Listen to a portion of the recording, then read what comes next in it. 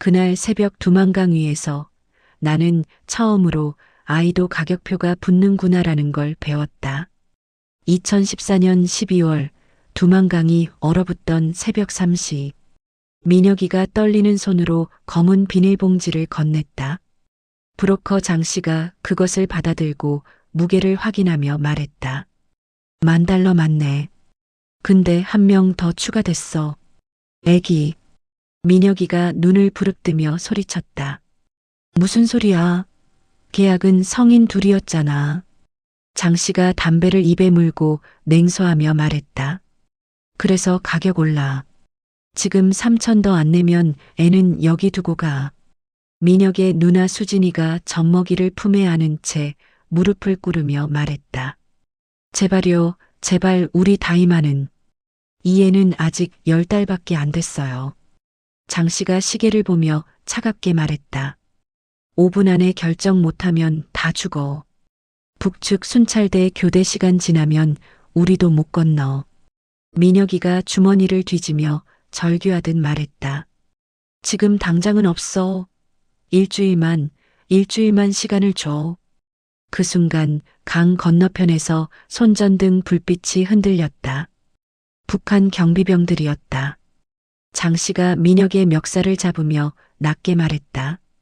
선택해. 애 두고 갈래. 다 같이 여기서 죽을래. 수진이가 아기를 더욱 꽉 껴안으며 울부짖었다. 오빠, 제발. 민혁이가 눈을 질끈 감고 말했다. 갑시다. 셋 다 데려가 주세요. 장 씨가 비웃으며 말했다. 그럼 비탄감 조건 하나. 너희 엄마가 아직 청진에 있지? 민혁이가 경직되며 말했다. 그건 안 돼. 장 씨가 돌아서며 차갑게 말했다. 그럼 거래 끝. 수진이가 민혁의 팔을 붙잡으며 울먹였다. 오빠 엄마는 이미 이른이야. 근데 다이는 이제 시작이잖아. 총소리가 허공을 갈랐다. 경비병들이 강을 향해 뛰어오고 있었다. 민혁이가 이를 악물고 말했다. 알았어. 엄마 정보 줄게. 근데 우린 먼저 보내줘. 장 씨가 휴대폰을 꺼내며 웃었다. 현명한 선택이야. 자, 뛰어. 그들이 얼어붙은 강을 건너기 시작했을 때 민혁은 몰랐다. 장 씨가 이미 그의 어머니를 북한 보위부에 팔아넘겼다는 사실을, 그리고 자신이 앞으로 평생 그 죄책감을 짊어지고 살게 될 거라는 사실을. 이것이 국경 브로커의 세계다. 영웅과 악마의 경계가 사라진 곳. 일부 장마당의 여왕. 2010년 함경북도 청진시. 명숙이가 장마당 구석 좌판에 앉아 중국산 라면을 쌓으며 말했다. 언니, 이번 주 들어온 물건 진짜 대박이야. 중국 휴대폰이랑 USB까지 있어. 옆 좌판의 순이가 주위를 살피며 작은 목소리로 말했다. 미쳤어? 그런 걸 여기서 거래해? 보이부 눈에 띄면 우리 다 끝장나. 명숙이가 손님에게 라면을 건네고 돈을 받으며 여유롭게 말했다. 걱정 마. 보안서장 아들한테 매달 상납하잖아. 그 정도면 눈 감아줘. 순이가 한숨을 쉬며 말했다. 그래도 요즘 단속이 심해졌다니까. 지난달에 해산에서 브로커 3명 공개 처형 당했다며. 명숙이가 USB 하나를 꺼내 순이의 손에 쥐어주며 말했다. 언니, 이거 한 번만 봐. 진짜 인생 바뀌어. 남조선 드라마인데. 순이가 황급히 USB를 주머니에 넣으며 말했다. 야, 진짜. 누가 보면 어떡해. 명숙이가 웃으며 말했다. 괜찮아. 나 벌써 10개 넘게 봤어. 요즘 애들은 다 본다니까. 그때 한 남자가 좌판 앞에 멈춰 섰다. 가죽 재킷을 입은 30대 초반, 날카로운 눈매. 남자가 라면 봉지를 집어들며 말했다. 이거 개당 얼마야? 명숙이가 웃으며 말했다. 중국 돈으로 5위안이요. 남자가 지갑을 꺼내며 말했다. 나 이번 주에 물건 받을 게 있는데 혹시 그쪽이 명숙 씨 맞나요? 명숙이가 경계하는 눈빛으로 말했다. 누가 보낸 거예요? 남자가 명함을 건네며 말했다. 단동에서 왔어요. 김 사장님 소개로. 특별한 물건 거래하실 의향 있으신지.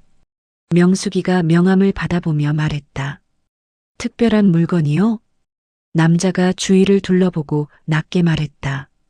의약품, 항생제, 진통제, 병원에서도 못 구하는 것들, 그리고 사람. 명숙이가 얼어붙으며 말했다. 사람이요? 남자가 미소를 지으며 말했다. 국경 넘기는 일, 한 건당 $10,000, 성공률 80%, 관심 있으면 오늘 저녁 연락 주세요. 남자가 라면값을 놓고 사라졌다. 명숙은 명함을 주머니에 넣으며 가슴이 뛰는 것을 느꼈다. 순이가 불안한 표정으로 말했다. 명숙아, 그런 거 손대지 마. 우리 라면이랑 USB 파는 것도 위험한데. 명숙이가 멀어지는 남자의 뒷모습을 보며 말했다. 언니 $10,000야. $10,000면 우리 식구 다 먹여 살릴 수 있어. 순이가 명숙의 손을 잡으며 말했다. 그렇게 시작한 사람들 다 어떻게 됐는데. 체포되거나 강에서 익사체로 발견되거나. 명숙이가 손을 뿌리치며 말했다. 난 다를 거야. 조심히 하면 돼. 그날 밤 명숙은 그 남자에게 전화를 걸었다. 그 선택이 자신의 인생을 어떻게 바꿀지 아직은 몰랐다. 2부 USB 속의 금지된 세계. 2011년 가을 명숙의 집. 17살 된 동생 철수가 중국제 노트텔 노트북 텔레비전을 켜며 말했다.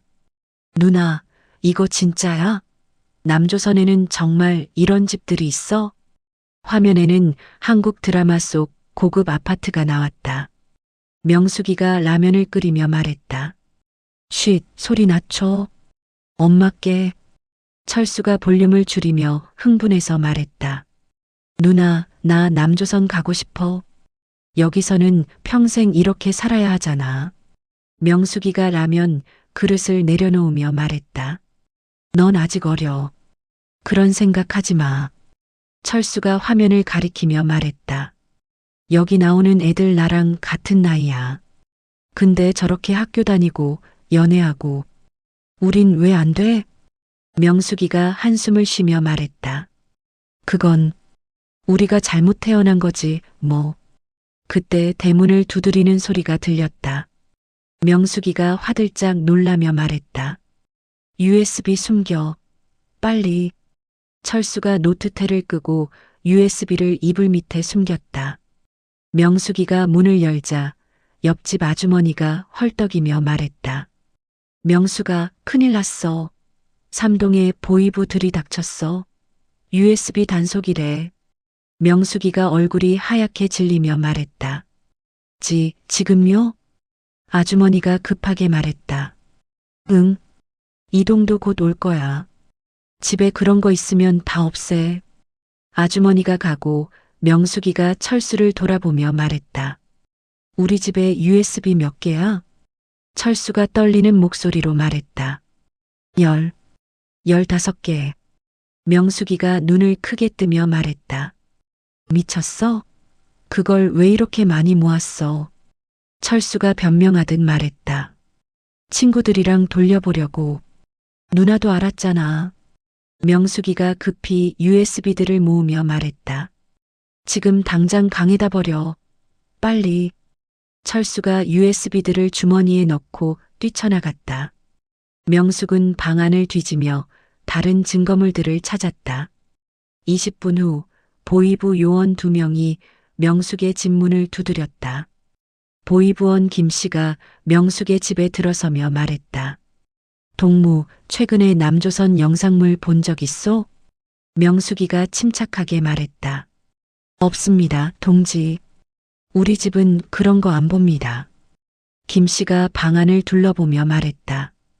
그래, 그럼 노트텔 한번 봅시다. 명숙이가 노트텔을 건넸다. 김 씨가 전원을 켜고 파일들을 확인했다. 다행히 깨끗했다. 김 씨가 노트태를 돌려주며 말했다. 요즘 젊은 것들이 USB로 남조선 것들 돌려본다더군. 적발되면 교화소 가는 거 알지?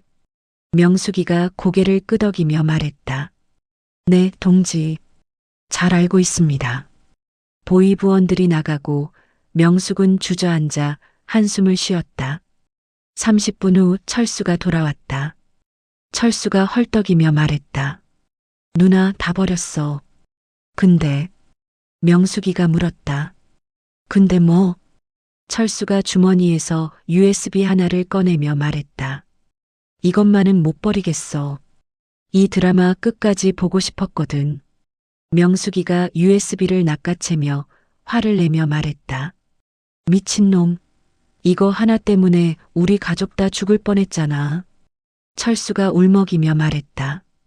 미안해, 누나. 근데 진짜 궁금했어. 주인공이 어떻게 되는지.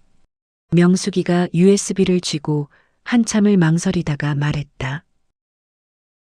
이거 끝까지 보고 나면 진짜 버리는 거야. 알았지? 철수가 고개를 끄덕였다. 그날 밤 남매는 불을 끄고 이불을 뒤집어 쓴 채 마지막 에피소드를 봤다. 화면 속에서 주인공이 공항을 통해 자유롭게 외국으로 떠나는 장면이 나왔다. 철수가 눈물을 흘리며 말했다. 누나, 우리도 언젠가 저렇게 될 수 있을까? 명숙이가 동생의 어깨를 안으며 말했다. 그럴 수 있어. 언젠가는. 하지만 그녀는 알고 있었다. 그 언젠가가 오려면 엄청난 대가를 치러야 한다는 것을. 3부 국경의 악마. 2012년 봄 단동. 브로커 장 씨가 술잔을 기울이며 말했다. 명숙 씨, 이 바닥에서 10년 넘게 살아남은 비결 알아? 명숙이가 긴장한 표정으로 말했다. 뭔데요? 장 씨가 담배를 피우며 말했다. 배신을 두려워하지 않는 거야. 배신당하기 전에 먼저 배신하면 돼. 명숙이가 불편한 표정으로 말했다. 그게 무슨... 장 씨가 웃으며 말했다. 이번 건 좀 특별해. 평양 간부 자제야. 성공하면 5만 달러. 실패하면...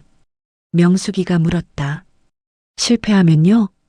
장 씨가 재떨이에 담배를 비비며 말했다. 우리 둘 다 끝나지. 그 정도 급이면 북한 정보기관이 총동원될 거야. 명숙이가 망설이며 말했다. 그럼 안 하면 안 돼요? 장 씨가 명숙의 손목을 꽉 잡으며 말했다. 넌 이미 발 담갔어. 지난해 3건 성공시켰잖아. 보위부가 내 이름 이미 찍어놨을걸? 명숙이가 손을 빼며 말했다. 협박하는 거예요? 장 씨가 차갑게 웃으며 말했다. 협박이 아니라 현실이야. 너도 알잖아. 이 바닥에서 빠져나가는 방법은 2가지뿐이야. 성공해서 큰돈 벌고 은퇴하거나 체포되어 죽거나. 그때 장 씨의 휴대폰이 울렸다. 그가 전화를 받으며 표정이 굳어졌다. 장 씨가 전화를 끊고 명숙을 쳐다보며 말했다. 작전 시작이야. 오늘 밤 11시 압록강 제3지점. 늦으면 안 돼. 명숙이가 떨리는 목소리로 말했다. 오늘이요? 너무 갑자기. 장 씨가 일어서며 말했다. 상황이 바뀌었어. 그쪽 가족이 눈치챘대. 지금 안 움직이면 기회 없어. 밤 10시 30분 압록강 근처 폐공장. 명숙이가 컴컴한 건물 안에서 의뢰인을 기다렸다. 발소리가 들리고 20대 초반의 여자가 나타났다. 고급 옷을 입었지만 얼굴은 공포로 일그러져 있었다. 여자가 떨리는 목소리로 말했다. 저 김은미예요. 약속한 사람 맞죠? 명숙이가 고개를 끄덕이며 말했다. 네. 돈은 준비했어요? 은미가 가방에서 돈 뭉치를 꺼내며 말했다. 여기 5만 달러 다 있어요. 제발 저 좀 살려주세요. 명숙이가 돈을 확인하며 물었다. 아버지가 평양 군부 간부라며? 왜 탈북하려고 해요? 은미가 눈물을 흘리며 말했다. 강제 결혼이요. 아버지가 자기 상관 아들한테 저를. 그 남자는 50살이에요. 저는 23이고요. 명숙이가 한숨을 쉬며 말했다. 알겠어요. 지금부터 제 말만 따라오세요. 그들이 강가로 이동하려는 순간 뒤에서 차 불빛이 비쳤다. 북한 보안원들이었다. 보안원이 확성기로 소리쳤다. 김은미, 거기서 움직이면 쏜다. 은미가 비명을 지르며 말했다. 어떻게 알았지?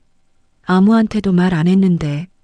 명숙이가 은미의 손을 잡아 끌며 말했다. 뛰어. 지금 당장. 총성이 울렸다. 명숙과 은미는 어둠 속으로 뛰어들었다. 심장이 터질 듯 뛰었다. 명숙이가 숨을 헐떡이며 말했다. 저기 보여요? 저 배. 저기까지만 가면 돼요. 은미가 울면서 뛰며 말했다. 다리가 안 움직여요. 명숙이가 은미를 떠밀며 말했다. 정신 차려요. 잡히면 우리 둘 다 죽어요. 그들이 배에 도착했을 때 장씨가 노를 저으며 손짓했다. 장씨가 급하게 말했다. 빨리 타. 30초 안에 여기 순찰대 도착해. 명숙과 은미가 배에 올라탔다. 배가 강 한가운데로 나가기 시작했다. 그때 뒤에서 보안원들이 총을 쏘기 시작했다. 총알이 물보라를 일으켰다. 은미가 소리쳤다. 으악, 우리 죽는 거예요? 장씨가 필사적으로 노를 저으며 말했다. 엎드려. 고개 들지 마. 총성이 계속되고 한 발이 배의 옆면을 스쳤다. 명숙이가 은미를 감싸 안았다. 3분이 지나고 총소리가 멈췄다. 그들은 중국 쪽 강변에 도착했다. 장씨가 배에서 내리며 웃으며 말했다. 축하해. 이제 당신은 자유야. 은미가 땅에 주저앉아 울음을 터뜨렸다. 명숙도 무릎에 힘이 풀렸다. 그런데 장씨가 휴대폰을 꺼내며 어디론가 전화를 걸었다. 장씨가 전화기에 대고 말했다. 네, 성공했습니다. 김은미 확보했어요. 네, 지금 바로 보낼게요. 명숙이가 이상함을 느끼고 물었다. 누구한테 전화하는 거예요? 장씨가 전화를 끊고 냉소하며 말했다. 브로커 일도 비즈니스야. 이 여자 현상금이 10만 달러더라. 명숙이가 충격받은 표정으로 말했다. 뭐라고요? 현상금? 장씨가 담배를 피우며 말했다. 북한 정보부에서 이 여자 잡는 사람한테 10만 달러 준대. 5만 달러 받고 탈출시키는 것보다 10만 달러 받고 돌려보내는 게 낫지. 은미가 경악하며 말했다. 안 돼요. 저 돌려보내면 저 죽어요. 장씨가 무표정하게 말했다. 미안하지만 난 돈벌이가 우선이야. 명숙이가 장씨의 팔을 잡으며 말했다. 이럴 거면 왜 우리 보고 목숨 걸고 데려오라고 했어요. 장씨가 명숙의 손을 뿌리치며 말했다. 너도 이 바닥 몇 년 굴렀으면 알아야지. 약속 같은 건 없어. 오직 돈뿐이야. 그때 검은 차 한 대가 다가왔다. 차에서 내린 건 북한 정보원들이었다. 정보원이 은미를 끌고 가며 말했다. 김은미 동무 수고 많았소. 이제 집에 가야지. 은미가 절규하며 명숙을 쳐다봤다. 제발, 제발요. 명숙은 그 자리에 얼어붙어 아무것도 할 수 없었다. 차가 떠나고 장씨가 봉투를 명숙에게 던졌다. 장씨가 말했다. 네모. 2만 달러야. 입 다물고 있어. 명숙이가 봉투를 집어들고 떨리는 목소리로 말했다. 당신, 악마예요. 장씨가 웃으며 말했다. 악마? 난 그냥 살아남는 거야. 너도 마찬가지고. 명숙은 그날 이후 악몽에 시달렸다. 은미의 절규하는 얼굴이 매일 밤 나타났다. 사부 광명의 감옥. 2013년 평양. 평양 엘리트 가정의 아들 준호가 휴대폰을 보며 말했다. 아버지, 이번에 나온 신형 모델인데 중국제랑 뭐가 달라요? 아버지 김 부장이 신문을 내려놓으며 말했다. 그건 우리 공화국이 자체 개발한 기술이야. 광명망에 연결되지. 준호가 실망한 표정으로 말했다. 광명망이요? 또 내부 인터넷이잖아요. 외부 세계는 언제 볼 수 있어요? 아버지가 준호를 쏘아보며 말했다. 그런 소리 하지 마. 외부 세계는 부패했어. 우리가 보호해줘야 할 인민들을 현혹시키지. 준호가 한숨을 쉬며 말했다. 네, 알겠습니다. 아버지가 나가고 준호는 서랍에서 또 다른 휴대폰을 꺼냈다. 중국에서 밀반입된 진짜 스마트폰이었다. 준호가 휴대폰을 켜고 몰래 저장된 영상을 보며 말했다. 이게 진짜 세상이지. 화면에는 서울의 야경, 자유롭게 여행하는 사람들, 화려한 쇼핑몰이 나왔다. 그때 문이 열렸다. 어머니가 들어왔다. 어머니가 급히 말했다. 준호야, 휴대폰 당장 꺼. 이번 주부터 전파 탐지 강화된대. 준호가 화들짝 놀라 휴대폰을 껐다. 준호가 물었다. 엄마, 왜 우리는 이렇게 살아야 해요? 아버지는 당 간부고 우리는 평양 핵심 가정인데도 자유가 없잖아요.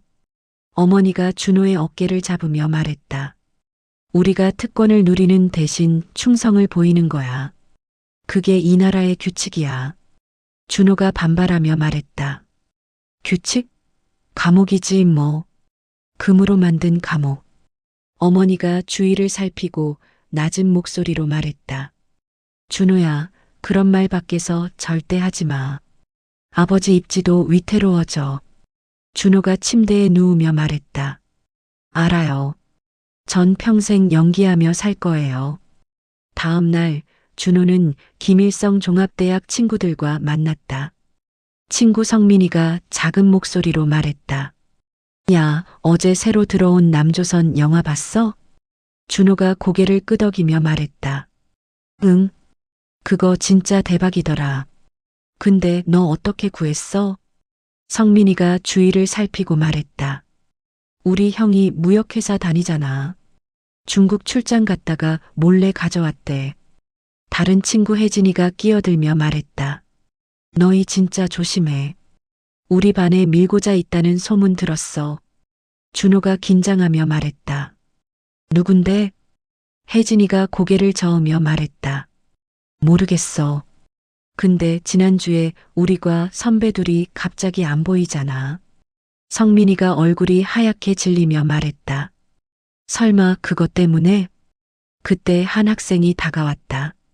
모범생으로 알려진 철민이었다. 철민이가 웃으며 말했다. 야들아, 뭐 재밌는 얘기해? 나도 끼워줘. 준호가 애써 웃으며 말했다. 아니야, 그냥 시험 얘기했어. 철민이가 의미심장하게 웃으며 말했다. 그래, 요즘 다들 시험 얘기만 하더라. 이상하게. 그날 밤 준호는 집에 돌아와 아버지의 서재에 몰래 들어갔다. 아버지의 컴퓨터에는 당 내부망 접속 권한이 있었다. 준호가 컴퓨터를 켜고 검색하며 중얼거렸다. 김일성 종합대학 최근 적발 사례. 화면에 문서가 떴다. 준호의 얼굴이 굳어졌다. 지난달에만 학생 12명이 남조선 영상물 시청으로 체포됐다는 내용이었다. 준호가 떨리는 손으로 마우스를 움직이며 말했다. 미쳤네. 이 정도일 줄은. 갑자기 뒤에서 목소리가 들렸다. 아버지가 차갑게 말했다. 준호야, 뭐 하는 거냐? 준호가 화들짝 놀라 일어서며 말했다. 아, 아버지. 저는 그냥. 아버지가 컴퓨터 화면을 보고 한숨을 쉬며 말했다. 너도 그런 것들 보고 있었구나. 준호가 변명하려다 입을 다물었다. 아버지가 의자에 앉으며 말했다. 앉아라. 준호가 긴장한 채 앉았다. 아버지가 담배를 피우며 말했다. 준호야, 아버지가 이 자리에 오기까지 얼마나 많은 것을 포기했는지 아니? 준호가 고개를 숙이며 말했다. 모릅니다. 아버지가 연기를 내뿜으며 말했다. 난 내 친구들이 굶어 죽는 걸 봤어. 90년대 고난의 행군 때. 하지만 난 살아남았지.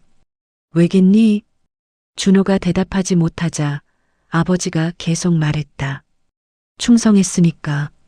의심하지 않는 척 했으니까. 이 체제가 완벽하다고 믿는 척 했으니까. 준호가 놀라 고개를 들며 말했다. 아버지도 알고 계셨던 거예요?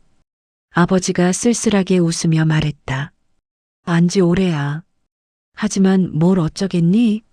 이미 너무 많이 왔어. 지금 배신하면 우리 가족 다 끝나. 준호가 눈물을 글썽이며 말했다. 그럼 우린 평생 이렇게? 아버지가 담배를 끄며 말했다. 아니야.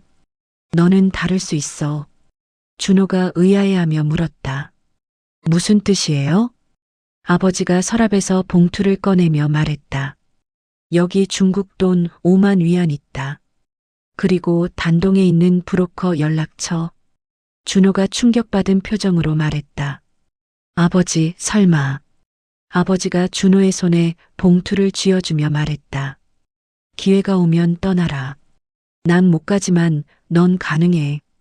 준호가 눈물을 흘리며 말했다. 아버지는 어떡하고요? 엄마는요? 아버지가 준호의 어깨를 두드리며 말했다. 우린 여기 남는 게 너를 지키는 거야. 내가 성공하면 그게 우리의 승리야. 그날 밤 준호는 잠들지 못했다. 자유와 가족 사이에서 그는 선택을 해야 했다. 오부, 고난의 행군, 살아남은 자들. 1997년 함경북도 회령시 50대 여인 오키가 길거리에 쓰러진 시체를 지나치며 말했다. 또 한 명이네. 11살 딸 미영이가 엄마 손을 꽉 잡으며 말했다. 엄마, 저 아저씨 왜 안 일어나요? 오키가 딸의 눈을 가리며 말했다. 보지 마. 그냥 가자. 거리 곳곳에 굶어 죽은 사람들이 널려 있었다. 배급이 끊긴 지 2년째였다. 오키가 집에 도착해 냄비를 열며 말했다. 오늘은 풀죽이라도 끓여야지. 남편 철호가 기침을 하며 누워서 말했다. 여보, 미안해. 내가 돈을 벌어야 하는데. 오키가 남편의 이마를 짚으며 말했다. 당신 잘못 아니야. 나라가 이 모양이니. 철호가 오키의 손을 잡으며 말했다. 내가 죽으면 내 배급표라도 너희 먹어. 오키가 눈물을 닦으며 말했다. 무슨 소리야. 당신 안 죽어. 하지만 그날 밤 철호는 숨을 거뒀다. 영양실조와 폐렴이 겹쳤다. 오키가 남편의 시신을 안고 울부짖었다. 여보, 여보, 일어나요. 미영이가 엄마 옆에서 덩달아 울었다. 하지만 장례는커녕 묻을 땅도 없었다. 화장할 나무도 구할 수 없었다. 오키가 이웃집 문을 두드렸다. 이웃 아주머니가 문틈으로 말했다. 뭐요? 오키가 애원하며 말했다.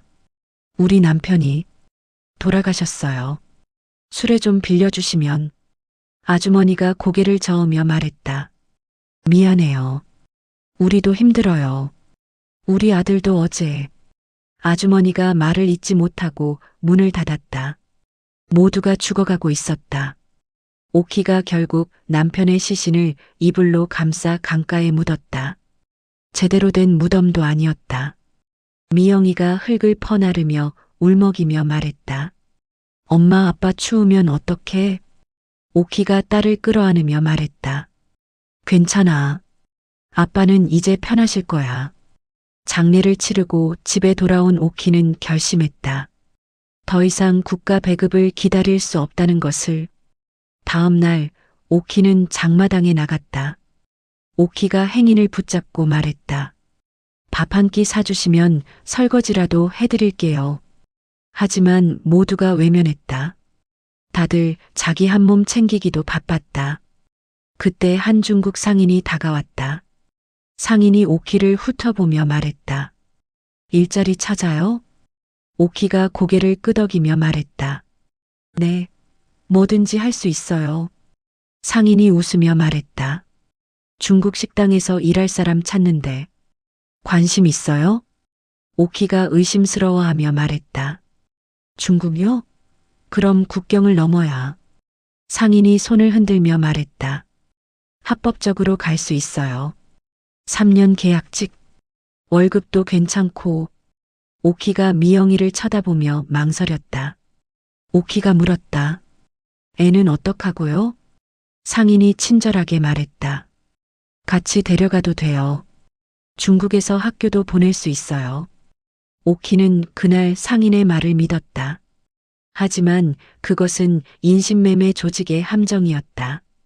한 달 후 오키와 미영은 중국 동북 지방 어느 농촌에 팔려갔다.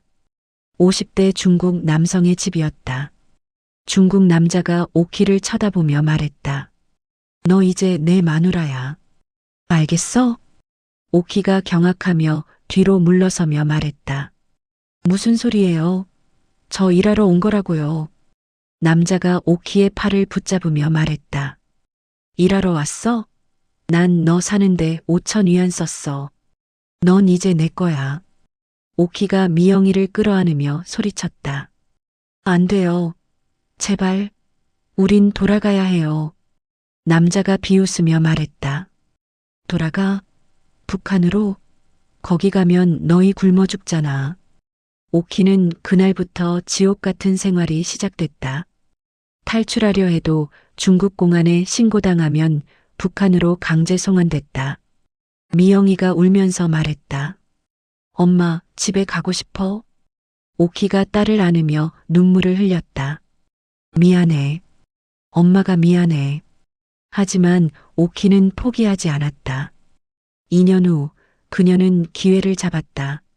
남자가 술에 취해 잠든 사이 미영이와 함께 도망쳤다. 밤새 걸어서 조선족 마을에 도착했고 한 목사의 도움을 받았다. 목사가 오키에게 물었다. 한국으로 가고 싶으세요? 오키가 고개를 끄덕이며 말했다. 네. 이 아이만이라도 사람답게 살게 해주고 싶어요. 목사가 미소를 지으며 말했다. 도와드리겠습니다. 하지만 위험해요. 중국 공안과 북한 보위부가 다 찾고 있을 거예요. 오키가 딸을 꼭 안으며 말했다. 괜찮아요. 이미 죽을 고비 넘었어요. 그들의 여정은 그렇게 시작됐다. 중국에서 라오스, 태국을 거쳐 한국으로 가는 긴 여정. 6부 파견 노예. 2015년 러시아 블라디보스토크. 북한 파견 노동자 성우가 건설 현장에서 일하며 말했다. 형님, 우리 언제까지 이렇게 일해야 돼요? 선배 노동자 광수가 시멘트를 나르며 말했다. 3년 계약이잖아. 2년 더 남았어. 성우가 한숨을 쉬며 말했다. 근데 우리 월급은 대체 어디로 가는 거예요? 한 달에 200달러씩 번다는데 우린 20달러밖에 안 받잖아요. 광수가 주위를 살피고 작은 목소리로 말했다. 그거 다 당해서 가져가지. 우린 그냥 노예야. 성우가 분노하며 말했다. 노예? 우리가 노예라고요? 광수가 성우의 입을 막으며 말했다. 쉿, 저기 보안원 있잖아. 그 사람들한테 들키면 우린 끝나. 작업장 한쪽에는 북한 보안원 2명이 노동자들을 감시하고 있었다. 저녁 기숙사. 성우가 좁은 방에 5명과 함께 누워 말했다. 형들, 진짜 궁금한 게 있어요. 우리 탈출하면 안 돼요? 방 안이 순식간에 조용해졌다. 모두가 성우를 쳐다봤다. 룸메이트 준석이가 긴장하며 말했다. 야, 미친 짓 하지 마. 작년에 탈출했던 김형 기억 안 나? 성우가 물었다. 그 사람 어떻게 됐는데요? 준석이가 떨리는 목소리로 말했다. 잡혔어. 러시아 경찰이 북한에 넘겼대. 그리고 성우가 재촉하며 말했다. 그리고요? 준석이가 한숨을 쉬며 말했다. 가족까지 다 정치 범수용소 갔어. 부모, 형제 다. 성우가 얼굴이 하얗게 질리며 말했다. 설마. 광수가 고개를 끄덕이며 말했다. 그래. 그게 이 나라 시스템이야. 내가 탈출하면 내 가족이 대신 벌을 받아. 성우가 침대에 누워 천장을 바라보며 말했다. 그럼 우린 평생 이렇게 사는 거예요? 아무도 대답하지 않았다. 모두 같은 생각을 하고 있었지만 입 밖에 낼 수 없었다. 다음 날 작업 중에 사고가 났다. 한 노동자가 높은 곳에서 떨어져 다리가 부러졌다. 부상당한 노동자가 비명을 지르며 말했다. 으악, 다리, 내 다리. 성우가 급히 달려가며 말했다. 형님, 병원 가야 해요. 하지만 보안원이 성우를 밀쳐내며 말했다. 비켜. 우리가 처리한다. 보안원이 부상자를 끌고 가려고 했다. 성우가 항의하며 말했다. 지금 병원 안 가면 죽을 수도 있어요. 보안원이 성우를 노려보며 말했다. 동무, 당신 어느 조 소속이지? 이름이 뭔가? 성우가 움찔하며 입을 다물었다. 광수가 성우를 끌고 가며 말했다. 미안합니다, 동지. 얘가 실수했어요. 멀어지며 광수가 성우에게 낮게 말했다. 야, 정신 차려. 여기서 찍히면 북한 돌아가서 끝나. 성우가 분노를 사기며 말했다. 근데 사람이 죽게 생겼는데. 광수가 한숨을 쉬며 말했다. 그 사람도 알아. 근데 어쩌겠어. 이게 현실이야. 그날 밤 부상당한 노동자는 제대로 된 치료를 받지 못하고 감염으로 사망했다. 장례식도 없었다. 시신은 그냥 화장됐고 가족에게는 사고사 통지만 갔다. 성우가 기숙사에서 눈물을 흘리며 말했다. 우린 정말 노예구나. 준석이가 위로하며 말했다. 참아. 계약 끝나면 집에 갈 수 있어. 하지만 성우는 알고 있었다. 계약이 끝나도 또 다른 파견지로 보내질 것이라는 걸. 그날 밤 성우는 결심했다. 탈출하기로. 가족의 안전 따위 생각할 여유가 없었다. 이대로는 자신이 먼저 죽을 것 같았다. 한 달 후 성우는 작업장에서 도망쳤다. 러시아 시내로 숨어들어 한국 대사관을 찾았다. 한국 영사가 성우를 면담하며 물었다. 북한 파견 노동자시죠? 망명을 원하십니까? 성우가 고개를 끄덕이며 말했다. 네. 살고 싶어요. 제발 도와주세요. 영사가 서류를 작성하며 말했다. 가족분들은요? 북한에 계신가요? 성우가 눈물을 흘리며 말했다. 부모님이랑 여동생. 아마 지금쯤 수용소에. 성우는 그날 이후 한국행 비행기를 탔다. 하지만 자유와 함께 찾아온 건 끝없는 죄책감이었다. 에필로그 국경을 넘은 사람들. 2018년 서울. 탈북자 정착지원센터. 명숙이가 상담사와 마주 앉아 있었다. 상담사가 서류를 보며 물었다. 브로커 일을 하셨다고요? 명숙이가 고개를 숙이며 말했다. 네. 죄송합니다. 상담사가 명숙의 손을 잡으며 말했다. 괜찮아요. 여기서는 누구도 당신을 판단하지 않아요. 다만 트라우마 치료가 필요할 것 같아요. 명숙이가 눈물을 흘리며 말했다. 그날 밤이 계속 생각나요. 제가 배신한 그 여자, 은미 씨가. 상담사가 티슈를 건네며 말했다. 천천히 말씀하세요. 명숙이가 흐느끼며 말했다. 전 그냥 살고 싶었어요. 동생이랑 엄마를 살리고 싶었고, 근데 그 과정에서 너무 많은 사람을 희생시켰어요. 상담사가 부드럽게 말했다. 당신도 피해자예요. 그 시스템이. 명숙이가 고개를 저으며 말했다. 아니에요. 전 가해자예요. 선택할 수 있었는데 돈을 선택했어요. 복도에서 다른 탈북자들이 대화하고 있었다. 준호가 커피를 마시며 말했다. 여기 와서 제일 힘든 게 뭔지 알아요? 자유가 너무 무거워요. 옆에 앉은 성우가 고개를 끄덕이며 말했다. 맞아요. 북한에서는 선택이 없었잖아요. 근데 여기서는 모든 걸 내가 결정해야 하니까. 오키가 끼어들며 말했다. 그래도 우린 살아남았잖아요. 그걸로 됐어요. 준호가 창밖을 바라보며 말했다. 살아남았지만 남겨두고 온 사람들 생각하면 세 사람이 침묵에 잠겼다. 각자의 머릿속에는 북한에 남겨둔 가족들의 얼굴이 떠올랐다. 그때 명숙이가 상담실에서 나와 복도로 왔다. 명숙이가 세 사람을 보며 말했다. 여러분, 혹시 브로커 장 씨라는 사람 아세요? 모두가 고개를 저었다. 명숙이가 한숨을 쉬며 말했다. 그 사람만은 꼭 찾아야 하는데. 성우가 물었다. 왜요? 무슨 일 있어요? 명숙이가 주먹을 쥐며 말했다. 그 사람 때문에 죽은 사람들이 너무 많아요.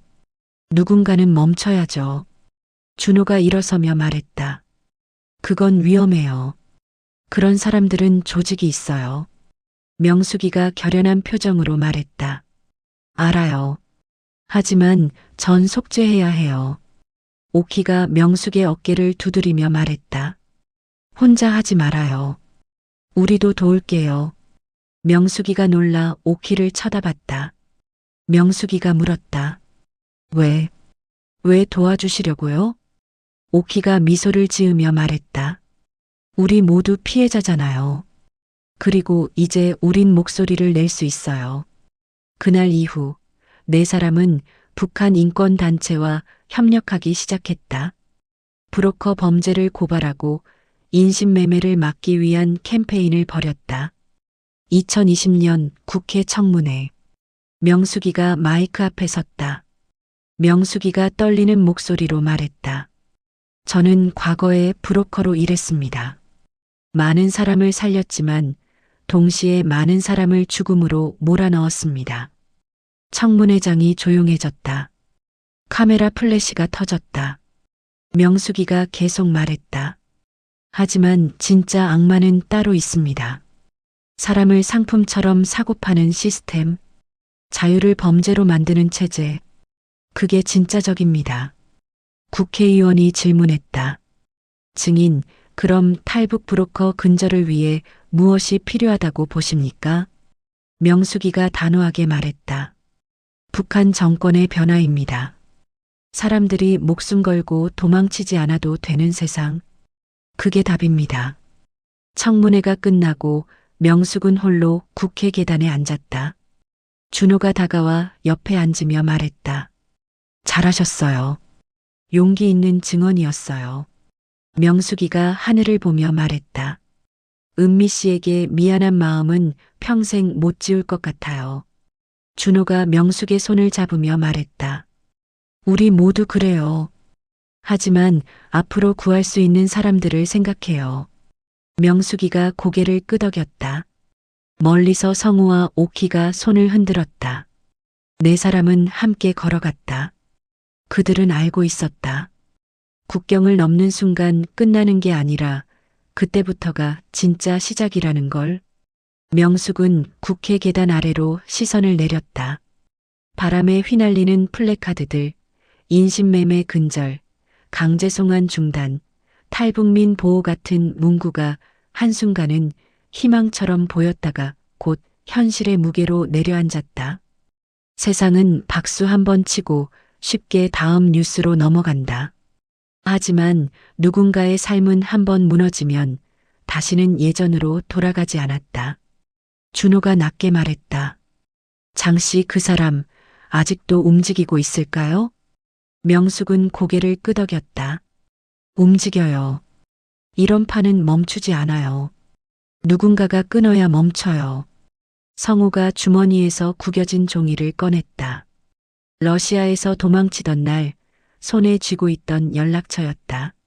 숫자 몇 개가 번져 있었지만 마지막 자리는 또렷했다. 나도 들은 게 있어요. 단동 쪽에서 장으로 시작하는 큰 브로커가 다시 세력을 키운다고. 오키는 잠시 말이 없었다. 그러다 미영의 사진이 들어있는 낡은 지갑을 꼭 쥐었다. 나는 복수 같은 거 잘 모르겠어요. 다만 다시는 누군가가 내 딸처럼 팔려가는 일이 없게 하고 싶어요. 명숙은 입술을 깨물었다. 속죄라는 말은 너무 가벼웠다. 자신이 손으로 건넨 돈, 자신이 확인한 봉투의 무게, 자신이 건너게 했던 강의 얼음 그 모든 것이 누군가에겐 생명줄이었고 또 누군가에겐 올감이었다. 그때 명숙의 휴대폰이 울렸다. 발신 번호는 발신자 표시 제한. 명숙은 화면을 한참 바라보다가 통화 버튼을 눌렀다. 여보세요. 잠깐의 침묵. 그리고 익숙한 목소리가 귓속을 파고들었다. 명숙 씨. 명숙의 손에서 힘이 빠졌다. 심장이 내려앉는 느낌이 들었다. 장씨?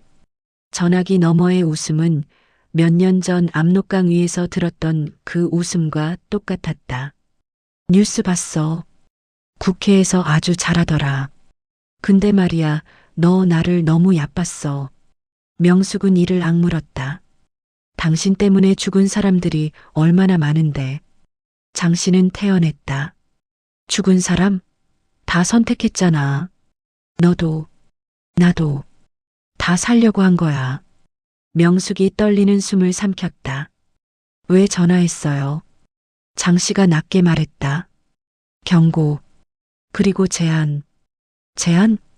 너 지금처럼 떠들고 다니면 너만 다치는 게 아니야. 너희 동생 한국에 있지? 그리고 청진에 남은 내 엄마. 명숙의 눈이 커졌다. 목이 막혔다. 그 입 다물어. 장씨가 웃었다. 다물어야지. 그래야 너도 살지. 아니면 또 한 번 선택해야 할 거야. 뚝. 전화가 끊겼다. 복도 공기가 갑자기 차갑게 식었다. 명숙은 핸드폰을 내려다본 채 한동안 움직이지 못했다. 준호가 명숙의 얼굴을 보고 자리에서 벌떡 일어났다. 무슨 일이에요? 명숙은 겨우 입을 열었다. 장씨가 전화했어요. 성우의 표정이 굳었다. 지금 여기까지 손이 닿는다고요? 명숙은 고개를 천천히 끄덕였다. 오키가 한 발 앞으로 나섰다. 그럼 더더욱 멈추면 안 되겠네요. 명숙은 울컥했다. 겁이 났다. 하지만 동시에 이상하리만큼 선명해졌다. 이제는 도망치지 않는다는 생각이 뼛속까지 박혔다. 명숙이 조용히 말했다. 나 혼자였으면 벌써 무너졌을 거예요. 근데 지금은 같이 있잖아요. 준호가 고개를 끄덕였다. 그럼 우리가 할 일은 하나예요. 증거를 모으고 그 고리를 끊는 것. 성우가 이를 악물었다. 그리고 우리 같은 사람이 더 안 나오게 만드는 것.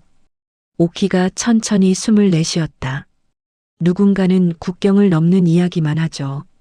근데 진짜 이야기는 국경을 넘고 난 뒤에 시작돼요. 명숙은 멀리 하늘을 올려다봤다. 바람이 차가웠지만 그 바람은 더 이상 두만강의 칼바람이 아니었다. 적어도 지금 이곳에서는 말할 수 있었다. 이름을 부를 수 있었다. 기록할 수 있었다. 그리고 기록은 언젠가 누군가를 살릴 수 있었다. 명숙이 마지막으로 말했다. 장씨는 사람을 돈으로 샀어요. 우리는 사람을 사람으로 돌려놓을 거예요. 네 사람은 서로를 바라봤다. 두려움이 사라진 건 아니었다.